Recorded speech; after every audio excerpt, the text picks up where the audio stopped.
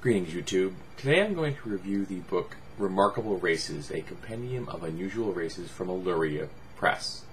Full disclosure, I was given a copy of this book by the author. I reviewed a book that she wrote favorably in the past, and this was a thank you from her. In fact, I have a number of Alluria Press products that I'll be looking at over the next few weeks. And this is the first one. This is a compendium of 15 unusual races. The design concept behind this product was to create a bunch of races that no one had encountered before. So trying to take a fresh look at races. And this is all written for the Pathfinder game. So if you're a fan of the Pathfinder game, this is definitely a book that you're going to want to look at, I think. Now, I happen to like anthropomorphic races. I always have. I also happen to really love race books for 3.5 rule set, which is, of course, where Pathfinder grew out of. So this product was kind of tailor-made to me. I got a lot of ground to cover here, and I'm going to try to get through the entire thing in one video. Don't know if I'm going to succeed. The first race we're going to cover is called the Animus. And the Animus are animal-headed humanoids. They were created by a magical process that allowed other sentient races to essentially uplift their animal companions or pets into fully fledged independent humanoid beings. Think of this as the Awaken spell kind of taken to the next step. It's not just an animal that has now a fully sentient mind, sapient mind, but it's humanoid. So it looks like a normal human with an animal head. And yes, this is right out of Egyptian mythology. This race just hits it note perfect. Not surprisingly, there are a number of different races, variants in this overall group.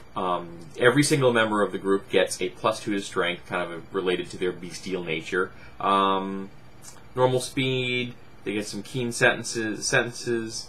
Start out with common, and then each has a racial subtype. And for example, under amphibian, frog, you would get a +2 wisdom, -2 charisma. You get acid resistance. You'd be able to hold breath. Bestial fortitude, which grants a +2 racial bonus on all saving throws against disease and poison. And great swimmer, because you have +4 bonus to swim checks. And each of the sub-races in this overall race has one of these packages. And you have arachnid, avian, canine, equine, feline, you can't not have cat people, ophidian, snakes, ophidian's a cool word, porcine, pigs, reptile, rodent, ursine, which is bears, and they also have suggestions for how to adapt other animals if you so choose. I'm a big bear person. I always feel a certain affinity to bears, so that's kind of cool. And of course, each of these racial chapters or racial sections deals with how to fit them into your campaign, and they have comments about how each race from this book would relate to other races from this book, plus how each of those races would relate to the traditional core races found in a Pathfinder or your traditional 3.5 game. The next race is the Boggle, which is kind of a more civilized version of the goblins, who have an affinity for machinery and such.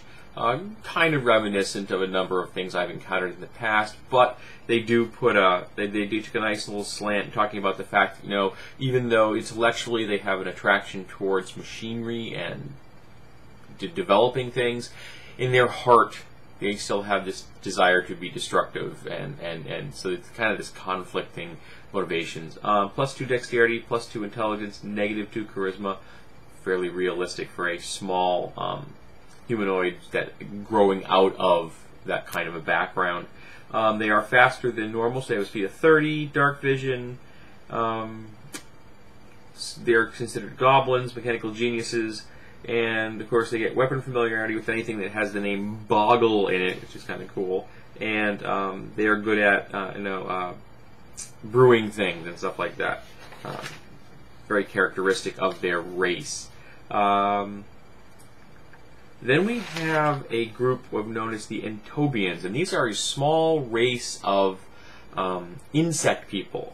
They have 6 limbs, 2 legs, 2 arms, and 2 lower limbs that would come out, ribs, which are just kind of mantis pincher thing. That actually thrusting limbs. They have no manipulative ability. They're just small weapons.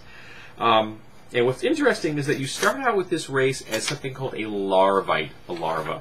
And you could play your entire campaign as a larva, as a creature that is the base of the race without any modification. However, you can take racial feats, which are covered in the chapter, which allow you to undergo a metamorphosis, which lets you become a more tailored version of yourself. And depending on what level you take these different traits, these metamorphosis feats, you get more powerful versions. So you take one at 6th level, you get a fly speed and some abilities, but there are ones for 7th and 9th, and there's one that you can't take until your 15th, which is fairly powerful because you're not making a metamorphosis till you're fairly far into your career. And it's a one-way trip. You get to do this once and once only. Now, one thing it does require a buy-in feat, and the buy-in feat you take at an earlier time, and this allows you to take the metamorphosis feat at a later time. Now, the buy-in feat gives you some hit point bonuses, which is nice, because I'm opposed to buy-in feats that don't give you anything. But you lose the hit point bonuses when you take the metamorphosis feat. I think I'm opposed to that as well. I'm thinking you just lead the person and keep the bonus hit points. It's not that many. It's not going to break the game, and I'm a really big supporter of giving people nice things. The Larvites get +2 Dex, +2 Charisma, and -2 Wisdom. And I thought that was interesting because they're a charismatic insect with a melodious, deep, resonating voice. And I kind of like that. It plays against type when most people think of insects. So that was kind of cool, and I apologize for flipping back and forth, but when I put my document together, I screwed up and did not get the pages in the right order. Not the fault of the people who put it together, it was purely mine. The next race are the Caval, which are a tiny race, and you don't see that very often. They're little tiny people, and the unique thing about them is that they have these really big hands. They're very, very, fey in that regard. So they can wield weapons that are for a small race.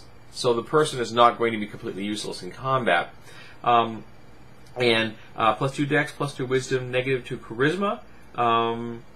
They are a little faster, so they have a speed of 20. I mean, they are tiny. Big hands. They get to be good at being underfoot. Natural acrobats. They have toxic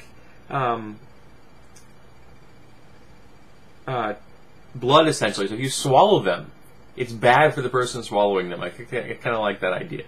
And these creatures kind of grow out of a rising above the kind of negative fey mythology. They may have grown out of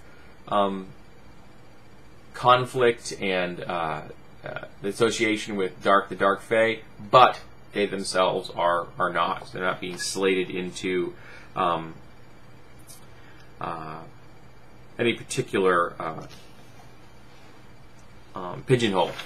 And apparently I printed that particular page twice. Yay me! The next are the Marogs, which are a race of kind of bestial humans, a little like Neanderthalish, kind of thing. +2 strength, -2 intelligence, and +2 to either wisdom or con, which is nice because it makes you a nice pick for either a druid or a cleric or a fighter type. Medium, normal speed, almost human, so they count as humans. They get a bonus feat. They are skilled with acrobatics, climb, handle animal, or knowledge at first perception or survival. So they at first level you get to pick with a focus. And I'm going to be doing more than one video.